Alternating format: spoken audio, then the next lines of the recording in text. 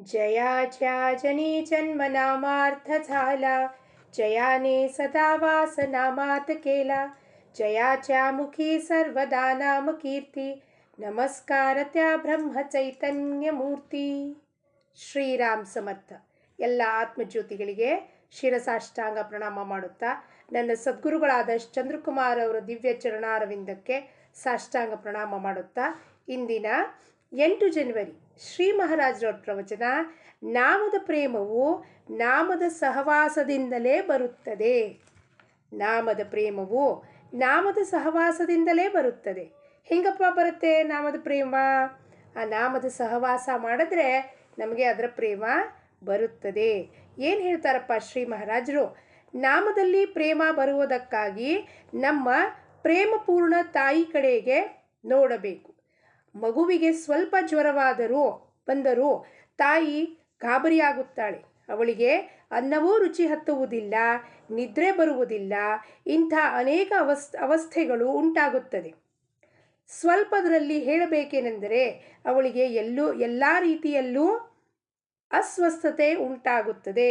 ಇದು ನಮ್ಮ ಕಲ್ಪನೆಗಿದೆ. ನಮ್ಮ ತಾಯಿ ನಮಗೆ ಹುಷಾರಿಲ್ಲದಿದ್ದಾಗ ನಮ್ಮ ಪಕ್ಕದಲ್ಲಿ ಕುತ್ಕೊಂಡು, ಅಯ್ಯೋ ನನ್ನ ಮಗುಗೆ ಜ್ವರ ಬಂದಿದೆಯಲ್ಲಪ್ಪ, ಕೆಮ್ಮಾಗಿದೆಯಲ್ಲಪ್ಪ, ಪಾಪ ನುಂಗಕ್ಕಾಗ್ತಿಲ್ಲ, ಊಟ ಮಾಡೋಕ್ಕಾಗ್ತಿಲ್ಲ ಅಂತ ಒದ್ದಾಡ್ತಾಳೆ. ಅವಳಿಗೆ ಸ್ವತಃ ತನ್ನ ಅರಿವೇ ಇರೋದಿಲ್ಲ ಆ ಮಗು ಹುಷಾರಾಗೋ ತನಕ ಅವಳಿಗೆ ಊಟ ತಿಂಡಿ ಬಗ್ಗೆ ಗಮನ ಇರೋದಿಲ್ಲ. ಅಂದರೆ ಅಸ್ವಸ್ಥಳಾಗ್ತಾಳೆ ತಾಯಿ. ನಾಮ ತೆಗೆದುಕೊಳ್ಳುವುದರಲ್ಲಿ ಸ್ವಲ್ಪ ವ್ಯತ್ಯಯ ಉಂಟಾದರೆ ನಮ್ಮ ಸ್ಥಿತಿ ಹೀಗೆ ಆಗುತ್ತದೆಯೇ? ಪ್ರಶ್ನೆ ಮಾಡ್ತಾರೆ ಮಹಾರಾಜರು.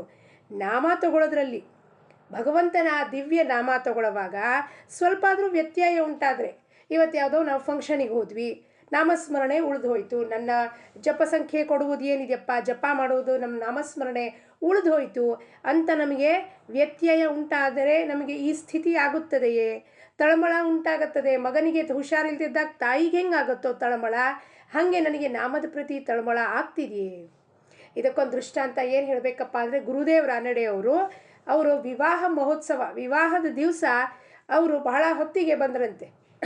ಮುಹೂರ್ತ ಮೀರ್ ಹೋಯ್ತಲ್ರಿ ಗುರುದೇವ್ಜಿ ಅಂತ ಹೇಳಿದ್ರೆ ಅವರು ಅಂತಾರೆ, ನನ್ನ ನಾಮಸ್ಮರಣೆ ಎಲ್ಲಿವರೆಗೂ ಮುಗಿಯೋದಿಲ್ವೋ ಅಲ್ಲಿವರೆಗೂ ಇದು ನಿಲ್ಲಬಹುದು, ವಿವಾಹ ನಿಲ್ಲಬಹುದು, ಆದರೆ ನಾಮಸ್ಮರಣೆ ನಿಲ್ಲಿಸಲಿಕ್ಕೆ ಸಾಧ್ಯತೆ ಆಗುವುದಿಲ್ಲ. ಫಸ್ಟ್ ನಾಮಸ್ಮರಣೆ ಮುಗಿಸಿ ಆಮೇಲೆ ವೇದಿಕೆ ಮೇಲೆ ಬಂದು ಅವ್ರು ಮದುವೆ ಆಗ್ತಾರೆ. ಅಂದರೆ ನಾಮದ ಬಗ್ಗೆ ಇರುವ ಪ್ರಚಂಡ ಅಥವಾ ಒಂದು ಪ್ರೇಮ ಏನಿದೆಯೋ, ಶ್ರದ್ಧೆ ಏನಿದೆಯೋ, ಅದ್ರ ಮುಂದೆ ಬಾಕಿ ಎಲ್ಲವೂ ಮಾತು ಗೌಣ ಅಂತ. ಇದರ ಉತ್ತರವು ನಮಗೆ ನಮ್ಮ ಕಡೆಯಿಂದಲೇ ಸಿಗುತ್ತದೆ. ನಮಗೆ ಸ್ಥಿತಿ ಉಂಟಾಗಿದೆಯಾ?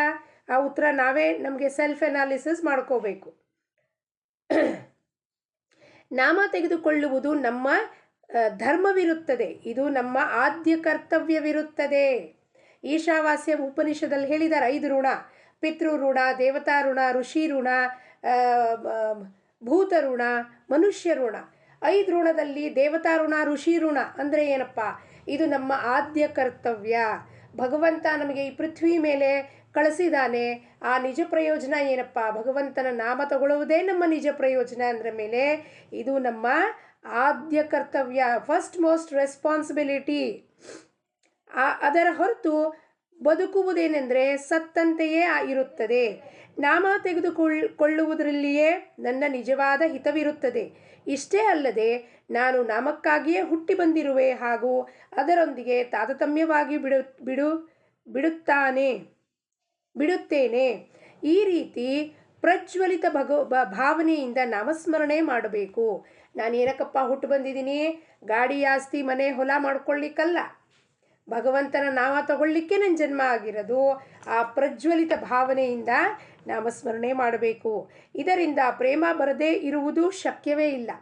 ಇಂಥ ಭಾವನೆಯಿಂದ ಖಂಡಿತವಾಗಲೂ ಪ್ರೇಮ ಬಂದೇ ಬರುತ್ತದೆ.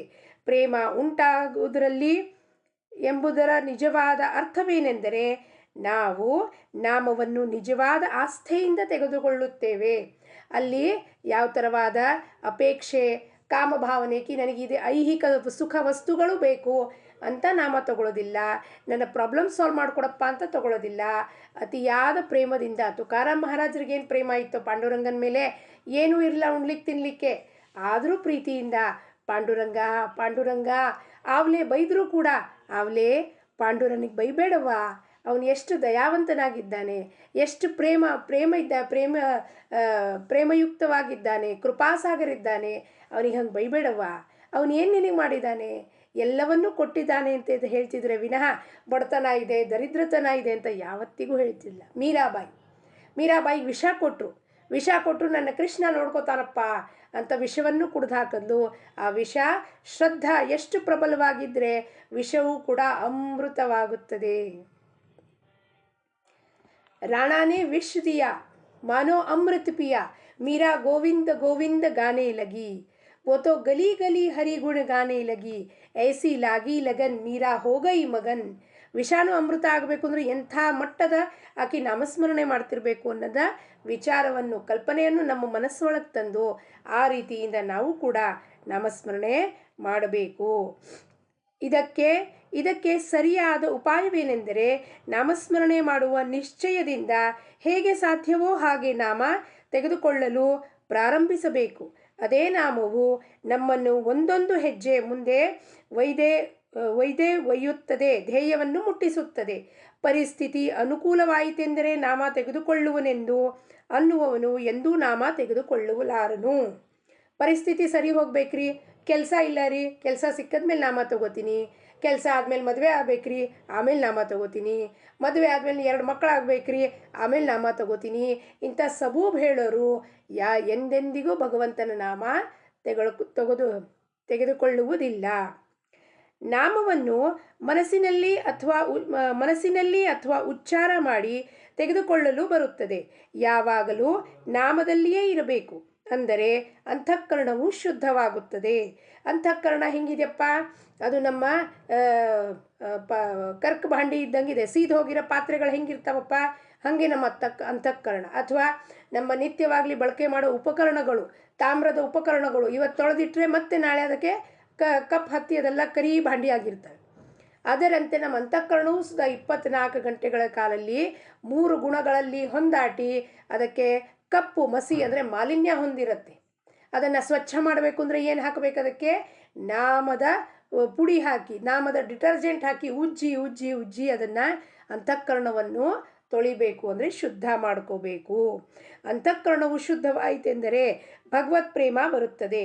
ಕೇವಲ ಬಹಳಷ್ಟು ಜಪ ಮಾಡುವುದಕ್ಕಿಂತ ವಿವೇಕ ಹಾಗೂ ವಿಚಾರದಿಂದ ಉಂಟಾದ ಪ್ರೇಮವು ನಾಮದಲ್ಲಿ ಇರಬೇಕು.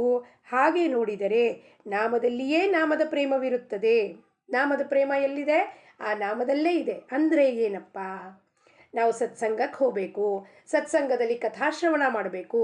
ಭಾಗವತ, ಭಗವದ್ಗೀತೆ, ರಾಮಾಯಣ, ಮಹಾಭಾರತ, ವಿಷ್ಣು ಸಹಸ್ರನಾಮ, ಲಲಿತಾ ಸಹಸ್ರನಾಮ, ಅಭಂಗಗಳು, ಮತ್ತು ದಾಸಬೋಧ, ಮನಾಚೆ ಶ್ಲೋಕ, ಇಂಥ ದಿವ್ಯ ಗ್ರಂಥಗಳನ್ನೆಲ್ಲ ಎಲ್ಲವನ್ನೂ ಏನು ಮಾಡಬೇಕು, ಶ್ರವಣ ಮಾಡಬೇಕು, ಚಿಂತನ ಮಾಡಬೇಕು, ಮನನ ಮಾಡಬೇಕು, ಮಥನ ಮಾಡಬೇಕು. ನಿಧಿಧ್ಯಾಸವನ್ನು ಅದೊಂದೇ ಉದ್ದೇಶ ಇರಬೇಕು ನಮ್ಮದು. ಸತ್ಸಂಗಕ್ಕೆ ಹೋಗೋದ್ರಿಂದ ಇವೆಲ್ಲವೂ ನಮಗೆ ದೊರಕತ್ತೆ. ಅದನ್ನು ಕೇಳಿ ಕೇಳಿ ಕೇಳಿ ಏನಾಗುತ್ತೆ, ಆ ನಾಮದ ಪ್ರೇಮ ನಾಮದಿಂದಲೇ ಬರುತ್ತದೆ. ಮಜ್ಜಿಗೆಯಲ್ಲಿ ಬೆಣ್ಣೆ ಇದ್ದೇ ಇರುತ್ತದೆ, ಆದರೆ ಅದರ ಮೇಲೆ ಕಾಣುವುದಿಲ್ಲ. ಮಜ್ಜಿಗೆ ಕಡಿಯೋದ್ರಿಂದ ಅದು ಮೇಲೆ ಬರುತ್ತದೆ. ಅದರಂತೆ ನಾವು ಕೇವಲ ಭಗವಂತನ ನಾಮ ತೆಗೆದುಕೊಳ್ಳುವುದರಿಂದ ಭಗವತ್ ಪ್ರೇಮವು ತಾನಾಗಿಯೇ ಮೇಲ್ಬರುತ್ತದೆ. ಇವತ್ತೆಲ್ಲಿದೆಯಪ್ಪ, ಎಲ್ಲರಲ್ಲೂ ಆ ಭಗವಂತನ ಬಗ್ಗೆ ಪ್ರೇಮ ಇದೆ, ಆದರೆ ಇವತ್ತದು ಮುಚ್ಚೋಗ್ಬಿಟ್ಟಿದೆ. ಮನಸ್ಸು ಜಡತ್ವ ಹೊಂದಿರೋದಕ್ಕೆ ಅದು ಮುಚ್ಚೋಗಿದೆ.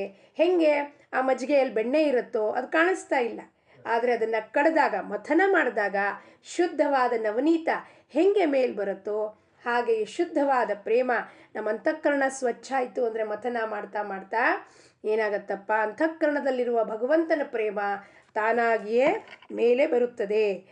ಸಾಮಾನ್ಯ ಶಬ್ದಗಳೂ ಕೂಡ ನಮ್ಮ ವೃತ್ತಿಗಳ ಮೇಲೆ ಪರಿಣಾಮವಾಗಿ ಆ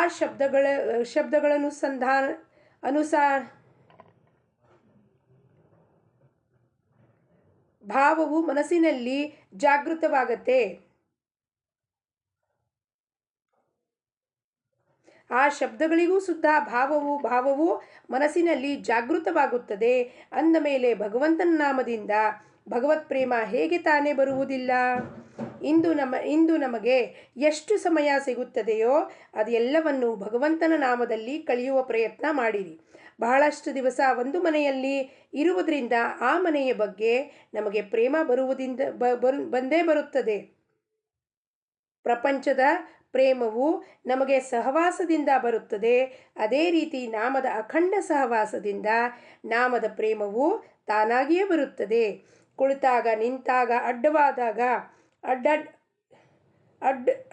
ಅಡ್ಡ ಆದಾಗ ನಾವು ಅನುಸಂಧಾನವಿಡುವ ಅಭ್ಯಾಸ ಮಾಡಬೇಕು. ಯಾವುದೇ ವ್ಯಸನವು ಕಾಲಾಂತರದಲ್ಲಿ ರಕ್ತಗತವಾಗಿ ಬಿಡುತ್ತದೆ.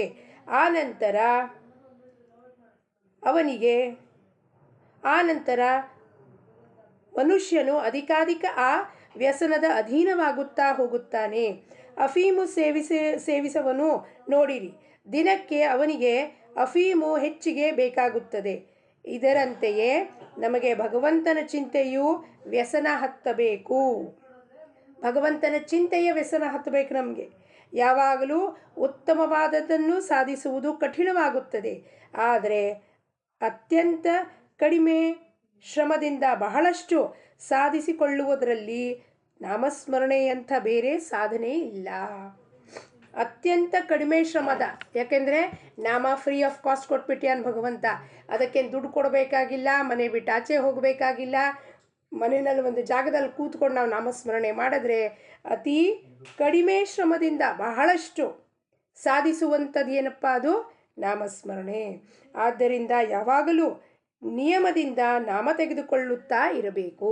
ಇಂದಿನ ಬೋಧವಚನ, ನಾಮದಲ್ಲಿ ಪ್ರೇಮ ಬರುವುದಕ್ಕಾಗಿ ಅದು ನಮ್ಮ ಗುರುಗಳಿಗೆ ಹಿಡಿಸುತ್ತದೆ ಎಂದು ತೆಗೆದುಕೊಳ್ಳಬೇಕು, ಅಥವಾ ನಾಮದಲ್ಲಿಯೇ ನನ್ನ ಕಲ್ಯಾಣವಿದೆ ಎಂದು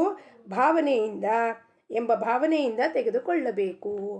ಎರಡೊಂದು ಭಾವನೆ, ಏನಪ್ಪ ಅದರಿಂದ ನನ್ನ ಕಲ್ಯಾಣ ಉಂಟಾಗುತ್ತದೆ, ಇಲ್ಲ ಅದು ನನ್ನ ಗುರುಗಳಿಗೆ ಸೇರುತ್ತದೆ, ಅವರು ನನಗೆ ನಾಮವನ್ನು ಕೊಟ್ಟಿದ್ದಾರೆ, ನನ್ನ ಗುರುಗಳ ಶ್ರದ್ಧಾ ಭಕ್ತಿ ಪ್ರೇಮಕ್ಕೋಸ್ಕರ ಆ ನಾಮವನ್ನು ನಾನು